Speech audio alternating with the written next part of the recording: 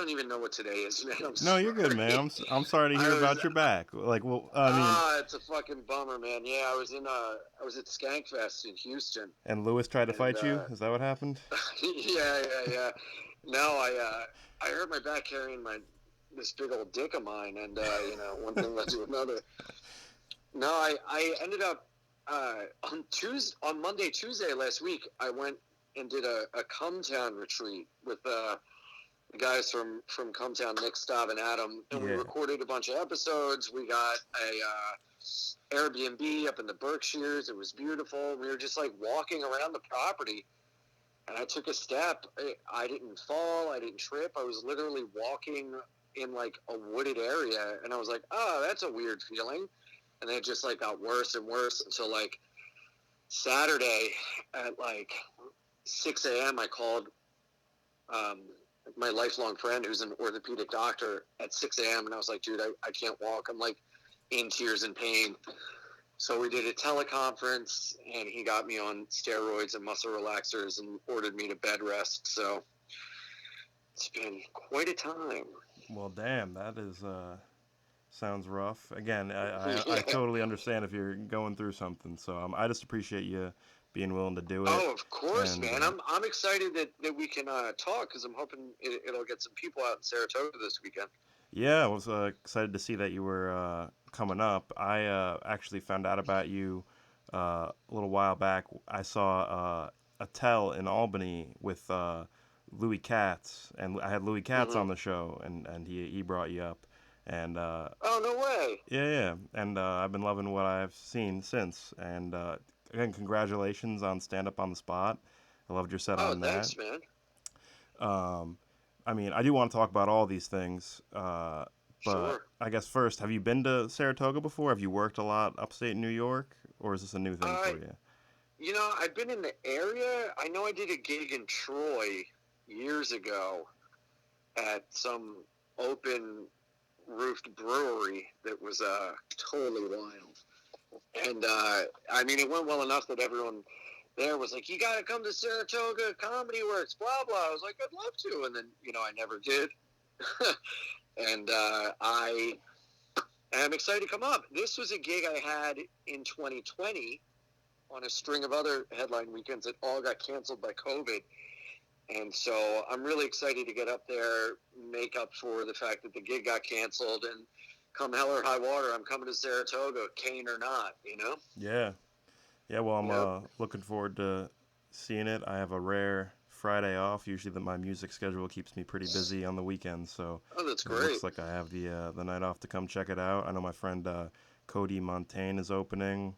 At least I'm pretty sure that's what I saw online. I don't know if Grady Dixon usually does stuff there. It's a great club, though. I mean, it's on the smaller end, but I do love it up there. Yeah, I've heard great things. Does the room usually fill out? Yeah, I think last big performance I saw there was Kurt Metzger, and cool. It was a pretty packed room. I think it was every table, if not just about. And nice. Yeah, it's a nice room. Like I said, it's not the biggest, but it's a great area for it. There's a lot of like through traffic, because Albany's got some good spots, but they're not built to be like stumbled upon the same way. So Saratoga's good for that. I mean, otherwise Saratoga's just like horse racing and all that, which I don't know how I feel about. I'm bringing my gal, so I'm hoping. Is there stuff to do for us around there? Yeah, there's a pretty good late night scene. I mean, there's a lot of pretty poppin' bars. It slows down this time of year because the summer is like the crazy time when all the horse races is going. And is there stuff for us to see during the day, like touristy stuff? There's got to be stuff to do. I'm honestly not the best person to say of just like things to go see. Whenever I go to a town, I always like to do the most basic thing possible. Like if it's something that all the locals are like, oh, you probably won't like it, I'm like, I'm gonna love it. I'm trying to think. There's like good hikes. Like if you want a good hike recommendation. Well, that could be fun. Yeah, for sure. Or like on the way up, like I love like Catterskill Falls. That's quite a bit south of there. But if you want to hit that on the way up, I love that area. Cool. But there's definitely stuff. I'm not the best on the tourist attraction side of things because I'm always there like playing like the clubs and stuff. That's like what I've seen of Saratoga. I've been up there a lot, but only playing the bars and dealing with drunk Cool. people. Um, Yeah. but I'm curious to know how Skankfest was. Can you hear me? Dude, yeah, can you hear me? Yeah, I think you cut out for a sec there. It was a blast. I mean, it was incredible, man. It was like a big old family reunion full of all the freaks and weirdos in your family that you only get to see once a year, and you say to them, "We should do this more often," and you never do. You know, it was great, man. It was like summer camp, and a talent show was every hour. It was really great. The love from the fans was so incredible. Everyone was so nice, accepting. It was like wildly diverse. I mean, these are the people that love comedy, and you do these podcasts, and you do everything, and you go, "Is this?" It feels when you're recording, you're just talking with your friends, and you forget that people are listening, and it's getting them through their day. It's getting them through that hard time in their life. We're making them laugh. And to see that, the physical response to that, when you see these people and how excited they are and how much they support you, it really means a lot, man. So I think it's such a special festival because it's so fan oriented, but also comic oriented. Like the comics and Yeah. the fans are interacting, and it's not stuffy at all. I've done these other festivals where it's very industry heavy. This is just comics and fans doing podcasts, stand up, hanging out, watching live music, and I mean it's a party and it's amazing. And what Rebecca Trent, Christine Evans, and Louis J. Gomez did is I mean it's astonishing, and it's only getting bigger. It's really really cool. Yeah, I mean, I've seen so many comedians I love posting about it, and it's my first Yeah. year where it was really on my radar. Because last hmm year I got really hooked on Kill Tony, and through that I found hmm out about Legion of Skanks, and I've just been loving seeing what they do, and they're all such great entertainers. So it's I hope to make it one year, but I was glad to Yeah. see you on the lineup. Yeah, me too, man. It was a blast. Matter of fact, I wasn't going to make it last year because I had Saratoga. I had gigs in Boston, and as it turns out, it getting rescheduled, I was able to go, and I'm so grateful for it. Yeah, I mean, I love uh, upstate New York and all. I'm sure Boston's amazing, but if it were me, I think I'd want to prioritize Skankfest too. I mean, it sounds like a Yeah. crazy Well, time. I mean, those are my first like full club headlining weekends, so I had to take that. I scheduled it before Skankfest came out. And so, I was kicking myself like, man, I'm going to miss this great time. But, just another reason I'm just so grateful for COVID.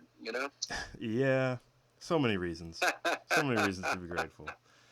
Um, so did you see anything particularly crazy while you were there, or did you have any like stand-up experiences that kind of like pushed you out of your comfort zone that you liked? No, not really. I mean, it was, also I'm a sober guy, so I don't drink, I don't do drugs, I don't even smoke weed, so it's a huge party. Everyone's drinking, everyone's doing drugs, God bless them, but it's just not for me. So at around, 11 o'clock at night, that's kind of time for me to turn in where, you see people stumbling and everything. You're like, nah, there's nothing here for me, Yeah, So I didn't really see anything too particularly crazy.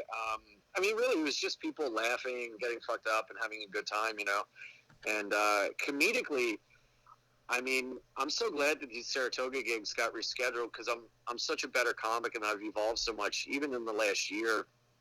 Just in terms of what the pandemic did to comedy and how we all had to pivot, and doing these Zoom shows and park shows and parking lot shows, and it's just really crazy. It really changed my comedic style in a way.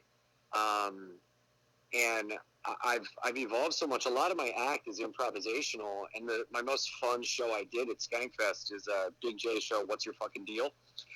And he had Ari Shafir in the crowd with a microphone, and you're on stage, and you're like, "Hey Ari, go talk to this guy. What's his story?" And you ask questions, you rip on him, you make jokes. It's all in the moment, crowd work, and it's very fun. That was my most favorite show I did at the festival. It was a blast.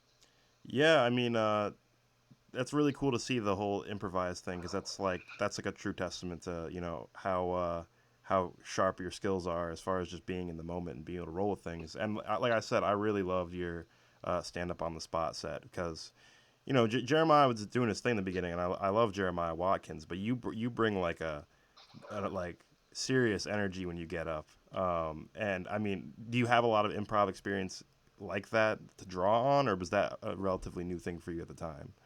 Well, it's something I've been doing where I do take suggestions from the crowd. I ask people to yell out a topic and I'll riff on it.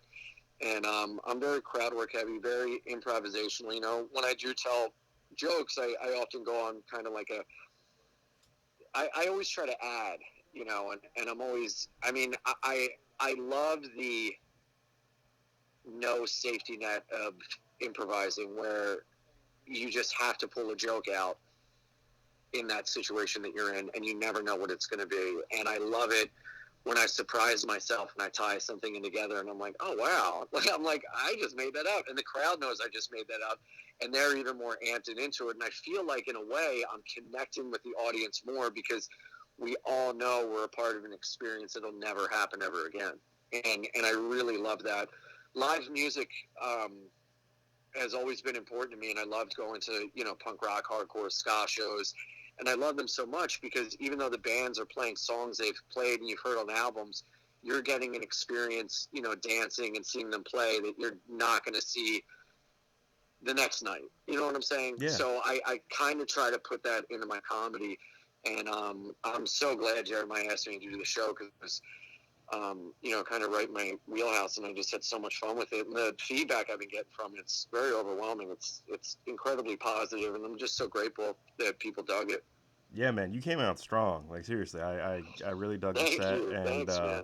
it's Thanks. so impressive that it is that concept, and you really pull it off that way. Thanks. I appreciate And that.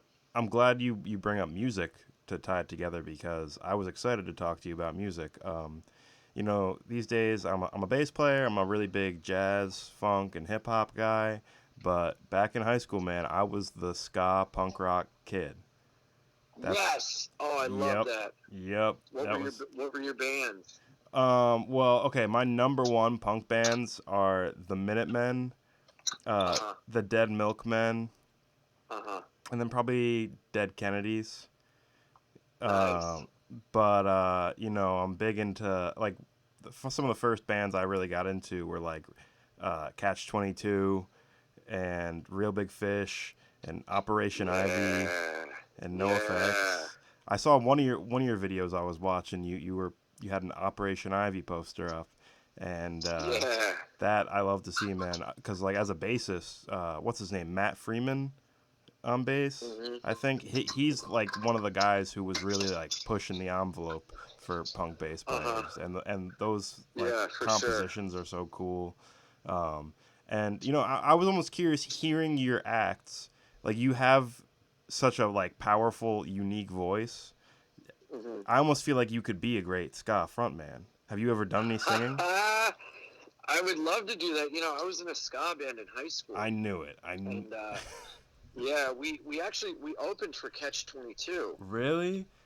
Yeah, yeah, Oh and damn. it we were supposed to go on tour when I graduated high school, but we all chose to go to college instead. So I definitely feel like when I do comedy, it's a chance for me to like relive my old punk days, And I appreciate you saying that about my voice and everything. That really means a lot. I feel like I'm really at a point where I'm kind of hitting my stride, and I'm just so happy with where I'm at, and just so excited to see where I'm going to go. And I really ska music is all about energy, and I've always had so much energy my entire life, and I have really bad ADHD, so I just kind of all channel that into when I'm on stage. Yeah. So it's kind of a mixture. I feel like my comedy is if ska was played along with jokes, and then that's kind of what you get with me. If maybe Sam Kinnis and Ace Ventura were in a ska band that told jokes, that would kind of be the package that I'm going for. Yeah, I could see the Kinnison influence too. It's just you have so much like power and control over your voice, which like it's such a hard thing to do. I'm just naturally like by my nature I'm a very quiet guy, and to hear someone who's got such like a powerful voice and use and Mm. like grasps it so well in their performance is like cool to Thanks, see, and man. the work definitely shows. Um, Thank you. but you know I'd be curious to know a few of your favorite ska and punk bands, of course, if you wouldn't mind naming a Oh few. man, yeah, for sure. I mean, right now there is, I mean, a ska scene that is just absolutely incredible. Matter of fact, on December 26th down in DC at the 930 Club, I'm going to be opening for the Pie Tasters, Kill Lincoln, and Catbite. And those three right there are three of my current, favorite ska bands. And, 930 Club is an iconic DC concert hall club, and to play there is going to be amazing, and I've become friends with a lot of ska bands through just being open about loving ska, so Yeah. it's pretty cool. I'd say my favorite of all time is Operation Ivy. Those guys. Yeah, They were like one of the first. I got into Operation Ivy and Fugazi at the same time when I was in like 6th or 7th grade, and I really, really dug them. I mean, I still do. They're one of my all-time favorites, whether it's ska or something else, But I guess I'd also have to say, I really love this band called The Fad. They're no longer together, but they're from Long Island, and you can't go wrong with the Mighty Mighty Boss Tones. Oh yeah. Yeah, I love Pie Tasters, love Boss Tones, Fugazi is great, and Minor Threat. Arrogant Sons of Bitches are great too. That's Jeff Rosenstock's old ska band. Right, I heard a little bit of them back in the MU's day. 330, Slow Gherkin. I mean, I could go on for days. Yeah. But yeah, man, it's funny you said you were into Catch 22. I mean, I was a big fan of them, and then my first real punk ska show ever was Streetlight Manifesto. And I was like in the pit for like an hour. I must have been in like 9th grade. It was like one of the best days of my life up to that point. You big into the mosh pit? Oh, dude, absolutely. I mean, dude, the first ska show I went to was Catch 22, the Pie Tasters, and the Pilfers. And Cooley Ranks was handing out tapes while we were in line. I remember we got like free tapes, and we were all flipping out. Like, oh my God, Cooley gave us these tapes. And then, as life happens, I've become friends with Cooley, Yeah. and I'm just like blown away, But when I was younger, man, I used to love going in the pit and skanking and stage diving. I've been in New York since 2003, and I used to go to CBGBs, and I'd be, stage diving off, the bass stack and everything. I'd hang on to the rafters and fucking jump down. Like, Yeah. I miss crowd surfing and skanking and moshing, and it's such a good, healthy way to like let all that energy out, Yeah. And talk about a workout. I was so bummed I hurt my back this weekend because there were so many chances to mosh during, the karaoke and the goddamn comedy jam, and they had like a 90s, early 2000s cover band called Y'all Out Boy, and then Steel Panther played. So it was so many. I saw so many of my friends stage diving, and I was like, oh God, this is hurting my soul. Next time you'll be back with a vengeance once you're ready to go again. You got no idea. I'm there. Yeah, man. Dude, I gotta ask you, one of my favorite moshing like videos to ever surface on the internet is Fear performing on Saturday Night Live. Have you seen that video? Yes. That video, they like busted in the DC punks from like Ian McKay was in the crowd and everything, and they're just like wrecking everything. That was one of my favorite videos back in high school. Yep. John Belushi got up there. He was tearing it up with them. Yeah. Absolutely. Yeah. There's this band out called Turnstile. I don't know if you've heard that. I've heard of them. I haven't actually heard their music. You got to hear their new album, Glow On. They rip, and they have these little clips on their Instagram of them playing these shows, and dude, just the way their singer like jumps in with a perfect spin kick right when the beat drops, it just, oh my God, it reminds me of being a kid again, going nuts at shows. I know a lot of friends that watch like stand up to pump them up before shows. I watch live concert footage of like hardcore bands to like get me in the mood to just have, Peace on Earth, War on Stage, to quote one of my favorite bands, Blacklisted. Yeah, man. Well, like I said, you like when I saw you on Stand Up on the Spot, you came in with that energy, and it's an impressive thing to see because I've done some open mics. Like I said, I'm a musician, but I love comedy and I go out and do it, and that's like one of the hardest things is that vocal control. It's like the consistent energy coming in the right headspace, and like you Yeah. nail it, man. It's so cool to see, and it's so cool to talk about it from that perspective, like how it relates to the music. Um, Oh, thank you, I brother. mean, I appreciate that. do you have any other particular loves with the music, or are you pretty like dead set on the hardcore, the punk, the ska? I mean, yeah, that's the music I really love and grew up on. But I also grew up on, like Jimi Hendrix, the band, Little Feat, Yeah, Aerosmith, Clapton. I can definitely appreciate all those bands, and there are times when I really get into that type of music.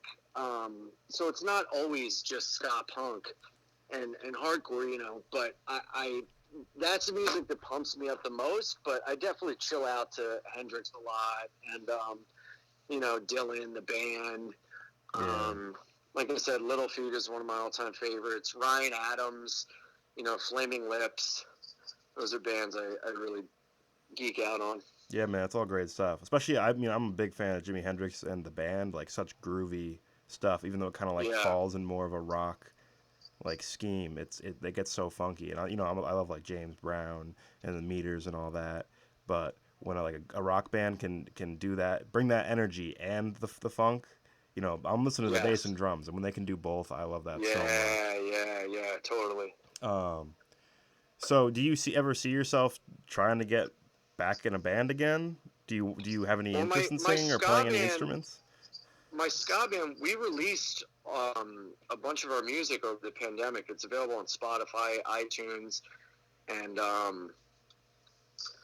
we recorded a couple new tracks. And it's so funny, man. We were so jazzed on it, and I went down to Philly and laid down guitar tracks, uh, vocals, bass, and drum.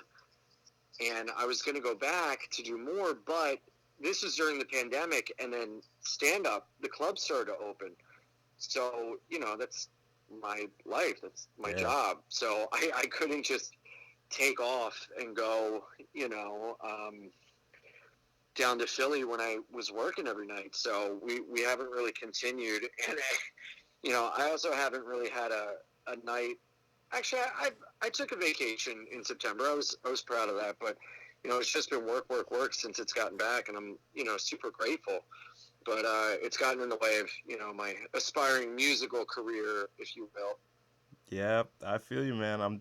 I'm doing the opposite, where I started doing comedy about 6 months ago, and I was going hard over the summer, but once gigs picked back up, it's been hard to do it as much as I like. Yeah, totally, totally. Yeah, I mean it's you got to do with the thing that puts the cash in your pocket, and it's all about making time. And fortunately, I'm really busy, which is great. I know we'll get back down there and record some new music, but I just got to work and make up for all for that year of darkness we all had. Yeah, of course, but I'm looking forward to checking out the band. Um, Yeah. uh, so what do you have planned next as far as stand up goes? Are you working towards anything in particular right now, or are you just grinding and trying to sharpen stuff? I am, yeah. I'm recording a special in 2022, and we're kind of nailing down where it's going to be, whether it's going to be at Zany's Nashville or Denver Comedy Works downtown. And I'm working on that. It's going to be, obviously a mixture of improvisation, crowd work, jokes, and I'm very much a live act, so I really want to try to capture the spontaneity of my stand-up as best we can on film. So we're going to record a bunch of shows and see how it goes, and I'm really excited about it. Cool, man. I'm looking forward to seeing that too. Now, as Yeah, far yeah, as yeah. And then, I was going to go say on. also too. In the meantime, I started a Sopranos podcast with Sam Roberts from Jim and Sam, Oh, and really? yeah, it's called Sopranos Prima Volta because Sam's seen the show like 6 or 7 times, and I've never watched it. So I'm watching it for the first time ever, and he's kind of shepherding me along. And we're talking about it, and it's like a completely iconic television show that I missed out on. So it's kind of a rare feat for someone to have not seen something that almost the majority of the world has. So it's really fun. And also I have my podcast with Zach Amico called Bye Guys on the Gas Digital Network. Um, that's super cool, man. Do you have a podcast that's just you also, or is that an older podcast? Because I thought I saw something on Apple Podcasts. Yeah, I did. It was called Ian Fidance's Wild World. Yeah. And I put that to rest a while ago. I am thinking about doing a Patreon and releasing one of those episodes a week. But we'll see what happens. Yeah. Well, it's cool to hear about the Sopranos podcast. I over the pandemic finally got around to watching The Sopranos too, because I can see why everyone says it's one of the greatest shows ever, and I did really enjoy it as I got into it. But I still have the last season to go. I'm not even done yet. I don't know. I throw on like an old like Family Guy or something when I need to decompress, or I just watch a lot of stand up for the most part. Yeah. I get that way with books or shows or movies that I really like. Like when I can tell it's ending, I'm like, I don't want it to stop. I want to keep going. I need more. Like I was so disappointed with Squid Games because it was so good, and I'm like, they don't have another season coming out. What is this? Well, I don't understand. I need more. That's the addict in me. I need more. Yeah. But Sopranos is such a good show, man. I'm really enjoying it. Yeah, I'll get around to that last season, but I feel you. It's weird like missing out on something that big. Like I've seen the first and the last episode of Breaking Bad. It's such like yeah, I'm like in that weird crazy. Yeah, like weird position of cultural relevance. Crazy. But I'll get hip to it eventually. Well, probably not. I'll never catch up. There's too much stuff now. Do you ever feel that way about stand up? Like can you still bring yourself to be interested in like looking for new things, or have you just watched too much at this point? I don't really watch a lot of stand up. I don't really watch a lot of specials. I mean, I watch stand up live when I'm on shows and everything, which is like every night. Yeah. But I try to keep a childlike wonderment towards the things I do, so that I do get burned out, and of course we can all get bitter and whatever, but I try to stay away from that because I work best when I'm in a good place, and when I'm working from a place of gratitude. I find I'm more creative and better well off mental, spiritually, physically, emotionally, and so I try to really kind of tackle everything I do with as much kind of positivity and wonderment as possible. And I try to keep that fresh. And I've learned how to say no. I've learned how to take a night off, and that really helps out a lot so I don't get burned out. Like I mentioned it before, I went on vacation. It was my first vacation since like 2017, I think. And it was wonderful. It was amazing. Gave me a shot in the arm. I didn't do stand-up. I stayed off social media, and it's something I really, really need to do. And so I've learned to kind of do that so that I can look at things with a fresh set of glasses rather than have them fogged up by every terrible thing that comes in my lens, Yeah, I mean, I hear a lot of comics say similar things about just after a certain point, they've seen a lot, and even in music, it's like, I have friends whose shows I'd love to go to, but after a certain point, it's like I spend almost too much time at the clubs getting my ears blasted by ridiculously loud sound guys, and it's that stuff is really necessary. But it also seems like you do a good job of like you said, staying fresh and keeping a little bit of improv in your set and doing other things to liven it up. But aside from doing the shows that are just pure improv, have you gotten to do any other shows that had like a cool concept behind them? Or are there any other shows that you've heard of that like impressed you with just the concept of what they're doing with stand-up?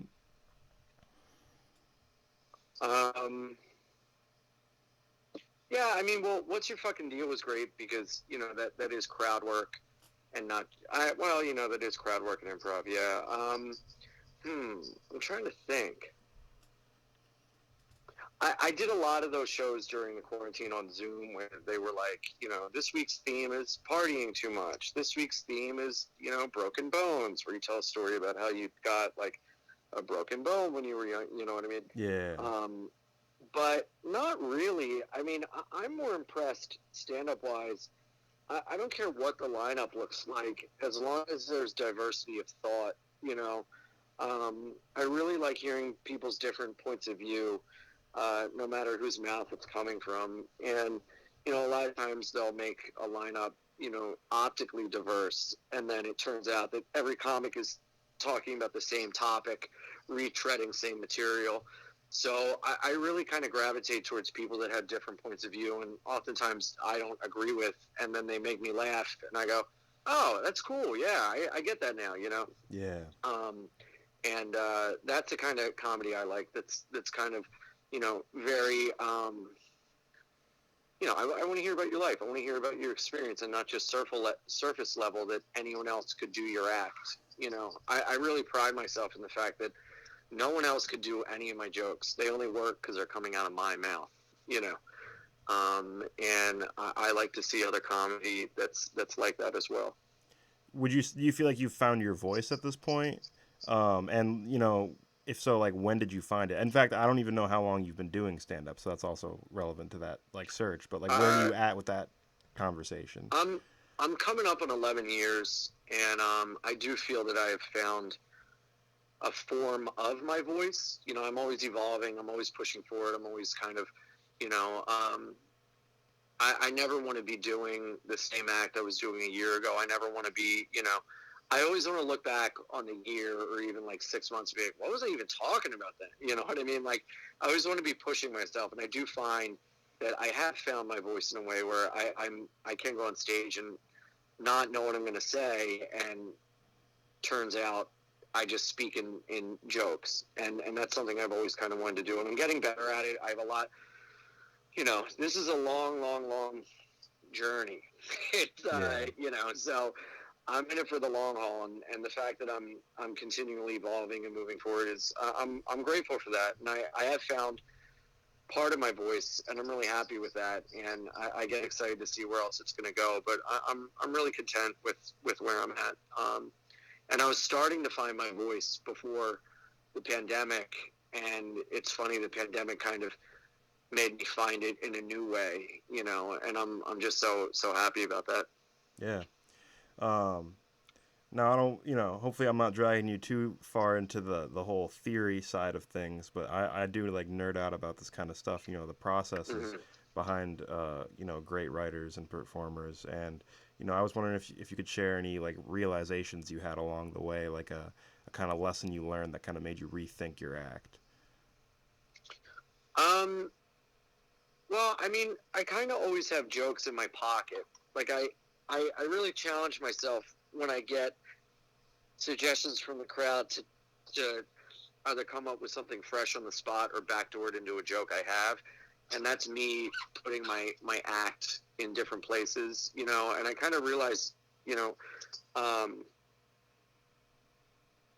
of my favorite comics of all time is Bill Hicks. And he said that he would go out on stage and close his eyes, and just the first thing that came out of his mouth was what he was going to talk about or whatever. And I kind of like that kind of, jumping out of a plane without a parachute feeling of not knowing where it's going to go. And that really started to happen during the pandemic because, I wasn't going to go up in a park or on a Zoom or in an alley on a sidewalk in New York City and just do my old jokes, like, yeah, I couldn't, I didn't want to do my old jokes. That was like insane to me. So I would just go up, and if I hadn't been writing, I had a spot and I had to talk. So I would just go up and talk, and it kind of got me. And also there were no microphones at some of these shows. So I just had to, I used to be a guy that grabbed the mic like I was a hardcore singer, and I'd stomp around stage. And then, I'm doing shows without mics for months and months. So I'm just standing there gesticulating with my arms. And I was like, wow, that's kind of a new thing I'm doing, and I really enjoy that. So now I keep the mic in the stand, and I just kind of go off with my arms like a crazy gay Italian, which half of me is, and I've been having a blast. Um, Now, I'm sure you don't prefer performing on Zoom. I'm sure you've had to perform in some not optimal places since the Right. pandemic started. Do you have like a dream sort of venue? Like if you could get a good crowd to any weird setup. Like I'm not talking a conventional show. I'm talking perform before Congress, perform before North Korean military parade. Like what do you like what's like the most out there place you'd want to drag an audience? Oh my God. I don't know, man. I mean, I would love to perform in Hook and Ladder 8 down on Franklin Street, New York, which is the firehouse they used in Ghostbusters. And I would start my set off by sliding down the pole. Uh, and I would just love to do that and have a bunch of people in chairs in the firehouse. And then beg the firefighters to let me be a firefighter for a day. That would be my ultimate goal. Um, well, I also wanted to touch a little bit on your touring with Dave Attell. I know that Yeah. Louis Katz mentioned to me that you guys have both been doing a lot of opening for him, getting to share some stage time with him, and he's a Hmm. personal favorite of mine. I'm a huge fan of his album Skanks for the Memories. Is Hmm. there anything in particular that you've learned watching him on being on the road with him and getting to see how he operates? Oh yeah. I mean, it's a masterclass in comedy. He's one of the best comedians to ever do it. Every single person's favorite comic, he is their favorite comic. He's just mythically legendary, and I'm with him every weekend. I get to watch him and study, and he brings me on stage, and we riff together, and that has really taught me how to listen, and to really be an active listener, because what he's saying you want to build on or throw it back to him. And just the way he formulates jokes and turns things, he literally, he is a joke machine. You feed him something, he blah, blah, blah, computes it in his head, and it comes out as a killer joke. It's insane. It's insane. And I'm incredibly fortunate to be able to be on the road with him, and to call him a dear friend. We've become very close, and he's a fantastic guy, man. He's the nicest, and he's one of the greatest to ever do it. And I'm really just incredibly fortunate and steeped in gratitude that I got to be along on this ride with him. It's amazing. And when me, him, and Louie are together, we have so much fun. I mean, I've almost had to pull the car over on the side of the road from just crying, laughing at just the things that come out of this guy's mouth. It's incredible. Yeah, I mean, it's just cool to see you and Louis working with him because, Yeah. I've known about Attell for a while, and then I got hip to both of you guys, and you're both so like killer in that next Oh, thanks, man. generation Yeah, of guys yeah. coming up, Louis and great too, man. Louis, like seeing Louis work is, he's such a good fucking joke writer, man. Like yeah, some. I mean, it's so, you had these people in your life, and I'm so fortunate. I'm surrounded by the funniest humans alive. But there are a couple comics that I'm friends with that I literally tell their jokes to other people because I'm so excited for them and how they have such a good joke, and Louis is one of those guys for me. I love watching him, and he's just such a great joke writer, man. yeah. I know he's working on a new special too, and Yeah. his Catskills was the writing on that was so Yes. killer. So Yes. I'm Yeah. yeah, I'm just glad I was, like I said, able to kind of find out about you guys through Attell because a lot of people know That's Attell, but great. Yeah. I'm trying to get deeper into the history and learn more about Oh, I just more love and it. more I comics, man. love it. I love the more stuff I find. And like I said, you've got such a cool style yourself and it does really remind me of those like hardcore singer, like ska singer, like powerhouse vibes. Um, Yeah. has there ever been a point where you felt like you were getting like too energetic on stage? Do you ever feel like you like have to actively pull that back, or you've had like people react weird in the audiences to it? Um. I mean, well, sometimes I run in place on stage. Yeah, I kind of Like, noticed on Stand Up on the yeah, Spot, yeah, you yeah. have this like this presence where you're always moving a little bit. Yeah, yeah, yeah. That's like kind of my like tick, and a lot of people pick up on that. The majority, I've gotten a lot of feedback that's like, I love that little dance you do, and I'm like, yeah, I don't know when that started, but it just kind of it keeps me like in the moment. It's weird. It's like it keeps my little engine running, you know.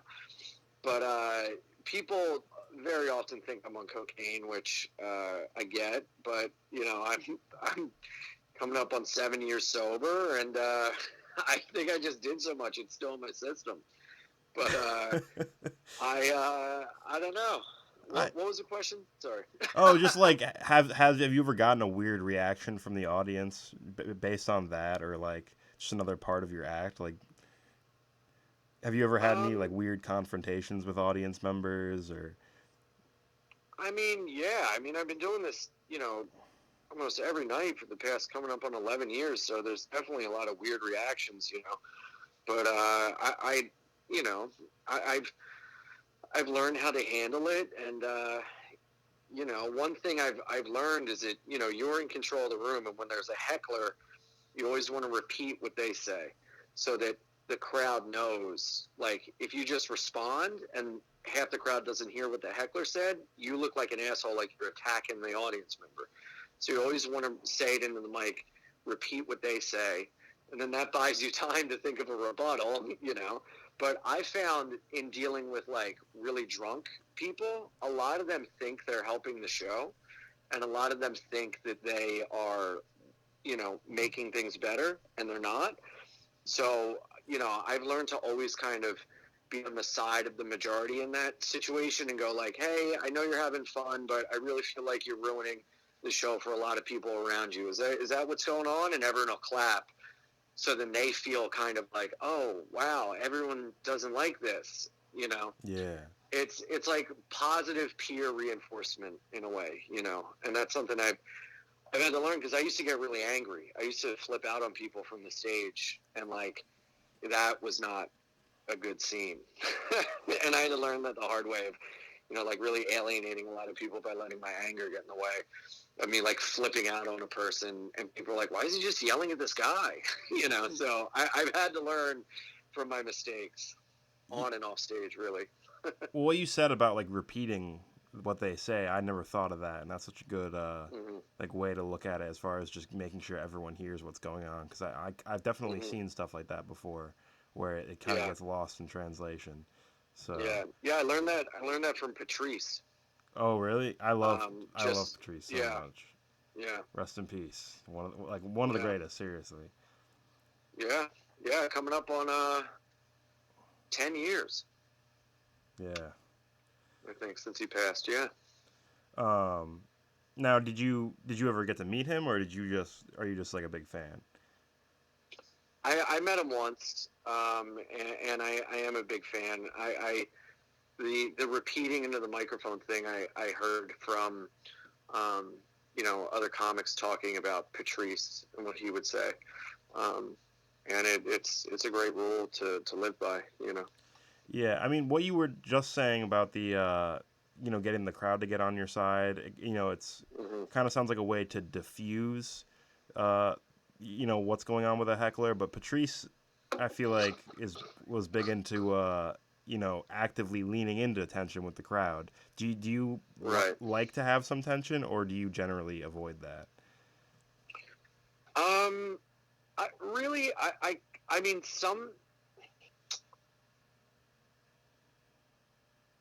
I don't like to create tension. I like to create suspense in a way of, you know, like, you know, pausing before a punchline, or like letting it sink in so the crowd can like realize what's going on with the joke. But I don't like to, you know, make people feel uncomfortable to the point of, you know, tension. I want everyone that shows up to feel better leaving than they did when they showed up to the show. You know, Yeah. like I want it to be a party in your living room that I'm hosting, and I'm making everyone have a good time. And you leave going, wow, that was great. Let's do that again. I feel better. That's kind of what I want to do with my comedy. Yeah. I'm not, and obviously I say dirty things or I say the wrong thing, but it's always with a wink and a smile, so I'm in on the joke. Yeah, you don't seem like combative the same way No, some guys can get, or like outrageous, like a yeah, Doug I don't really Stanhope like that. going for like the shock, or Yeah, I mean, like, yeah, I can see what angle you're getting at, but it's just cool to know like the philosophy, because I feel like there are people who go up there with that like burn it down kind of attitude, but yeah. along with that, like, Well, I'll go full scorched earth if it's like not working and the crowd sucks. Like, I would much rather go down in flames than just walk off and going, oh, that was okay. yeah, I either want to demolish or I want to burn everything to the ground. And that's just me. yeah. No, I mean, there's a fun to that too, and especially as a like thinking of like how the other comics probably view it. They probably, that's probably what they want to see if you got other comics in the room with you or something. And I'm sure it's happened plenty. So it's Yeah. I don't know. I just love it. I love stand up so much. I'm so glad I get to talk to like such a legit professional like you about it. Oh, thank you, man. And Yeah, this is fun. yeah, it's so informative, and again, I really appreciate you doing this. I should wrap it up, but I figure I should give you a chance to tell the people, what do you got coming up, and what should they look out for, and where should they look for you? Oh, man. Well, thank you so much for taking the time to talk to me. I really appreciate it. I guess, come and see me at Saratoga Comedy Works. I'm really excited about those shows. It's going to be a good time. It's a long time coming.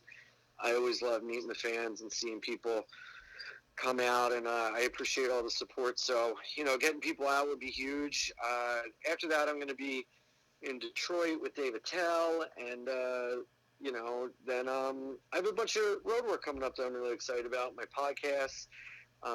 You can all check it out on Instagram at ianimal69, IANIMAL69, and that's my Twitter as well. And my website is ianfidance.com. Awesome. Well, yeah. Again, everyone, check out Comedy Works Saratoga this weekend, and thank you so much, Ian. I'm really looking forward to seeing the show and seeing your special next year.